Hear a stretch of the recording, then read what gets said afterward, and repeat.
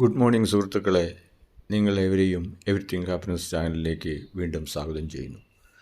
സുഹൃത്തുക്കളെ, 4-ാം തീയതി റിസൾട്ട് വന്നിട്ട് ഇന്ന് 13-ാം തീയതി ആയിട്ടും UDF ചീഫ് മിനിസ്റ്ററെ കണ്ടുപിടിക്കാൻ വേണ്ടി കേരളത്തിലും ഡൽഹിയിലുമായി നടക്കുന്ന ചർച്ചകളുടെ കോലാഹലം കണ്ട് ജനങ്ങൾ അന്തം വിട്ട് നിൽക്കുകയാണ്. നമ്മൾ ഓരോ കേരളീയനും ദുഃഖത്തിലാണ്. നമ്മുടെ അയൽ സംസ്ഥാനങ്ങളിൽ കണ്ടു, ഭൂരിപക്ഷം ഇല്ലാഞ്ഞിട്ട് പോലും എത്ര പെട്ടെന്ന് കാര്യങ്ങൾ മാറിമറിഞ്ഞ് ജനോപകാരപ്രദമായ തീരുമാനങ്ങൾ എടുക്കുന്ന ഇന്ത്യ ചരിത്രത്തിലെ, ഒരുപക്ഷെ ലോക ചരിത്രത്തിലെ തന്നെ ഒരു അത്ഭുതമായിക്കൊണ്ടൊരു ചെറുപ്പക്കാരൻ, ഒരു സിനിമാ നടൻ വിജയ് നടത്തുന്ന പ്രവർത്തനങ്ങൾ നമ്മൾ കണ്ടു. ഇവിടെ നമ്മൾ ലജ്ഞിച്ച് തല താഴ്ത്തി നിൽക്കുന്നു. 10 വർഷത്തെ നിരന്തരമായ പ്രവർത്തനത്തിൻ്റെ ഫലമായി, 10 വർഷത്തെ ജനദ്രോഹം കൊണ്ട് പൊറുതിമുട്ടി ഇടത് വലത് കമ്മ്യൂണിസ്റ്റ് ജാതി മതഭേദം നോക്കാതെ ജനങ്ങൾക്ക് വേണ്ടി, നമ്മുടെ പ്രബുദ്ധരായ കേരള ജനതയ്ക്ക് വേണ്ടി, ആ കേരള ജനതയ്ക്ക് ഒരു ബിഗ് സല്യൂട്ട് എല്ലാവരും നമ്മൾ കൊടുക്കാൻ ബാധ്യസ്ഥരാണ്. ഇത്രയും കാലം നമുക്ക് കേരള ജനതയുടെ ഇൻ്റഗ്രിറ്റിയെപ്പറ്റി, അവരുടെ പ്രബുദ്ധതയെപ്പറ്റി, അവരുടെ വിദ്യാഭ്യാസത്തെപ്പറ്റി, അവരുടെ ഉയർന്ന ജീവിത നിലവാരത്തെപ്പറ്റി ഒക്കെയുള്ള ആ ധാരണകൾക്കൊരു സംശയം വന്നിരുന്നു. അതെല്ലാം മാറ്റിമറിച്ചുകൊണ്ട് കേരള ജനതയെ ലോക ജനതയാക്കി ഉയർത്തിയിട്ടുള്ള ഈ സ്ഥിതിവിശേഷത്തിൽ അതിൻ്റെയെല്ലാം ക്രെഡിറ്റും അതിൻ്റെയെല്ലാം സന്തോഷവും തച്ചുടച്ചുകൊണ്ട് നടക്കുന്ന ഈ നാടകങ്ങൾ കേരള സമൂഹത്തിന് തീർച്ചയായിട്ടും അപമാനകരമാണ്. എന്തെങ്കിലും ആട്ടെ സുഹൃത്തുക്കളെ, നമുക്ക് ഇപ്പോൾ കാര്യത്തിലേക്ക് വരാം.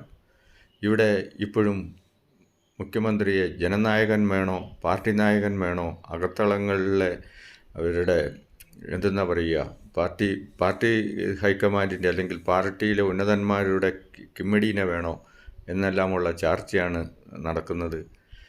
മുൻവാതിലിലൂടെ വേണോ പിൻവാതിലിലൂടെ വേണോ മുഖ്യമന്ത്രിയാകേണ്ടത്, അത് കോക്കസ് ആണോ എന്താണേലും എല്ലാം തകൃതിയായിട്ട് നടക്കുന്നുണ്ട്. മിക്കവാറും 1-2 ദിവസങ്ങൾക്കുള്ളിൽ ഇന്ന് തന്നെ മിക്കവാറും മുഖ്യമന്ത്രി ആരാണെന്ന് തീരുമാനിക്കപ്പെടും. ജനങ്ങൾക്കിടെ നായകനായിട്ട് മുന്നിൽ നിന്ന് പട നയിച്ച നായകനാണ് തിരഞ്ഞെടുക്കപ്പെടുന്നതെങ്കിൽ 5 കൊല്ലം തയ്ക്കും, അല്ലെങ്കിൽ 6 മാസം ഉണ്ടാകും. അതാണ് സംഭവിക്കാൻ പോകുന്നത്.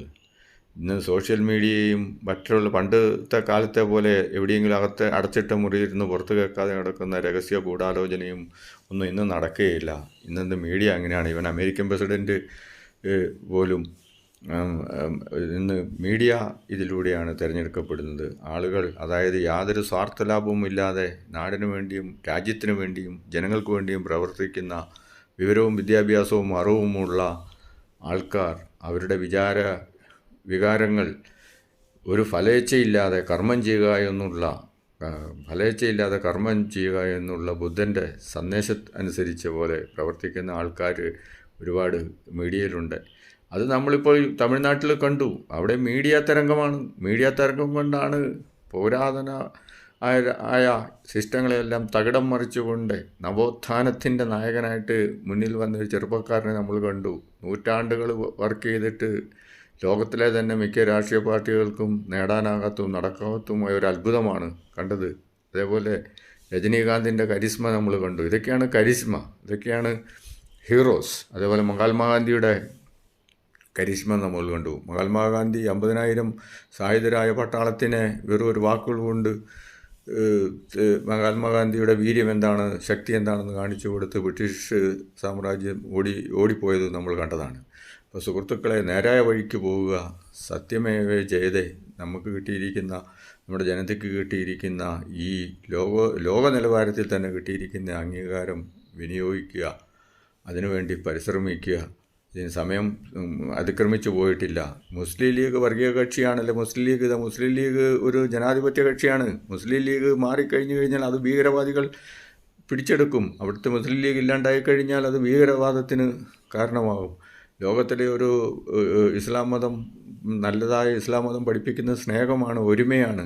അത് എത്രയോ കാലം മുസ്ലിം രാജാക്കന്മാർ ഭരിച്ചു. അവർ ഇന്ത്യക്ക് സേവനമല്ലേ ചെയ്തിട്ടുള്ളൂ.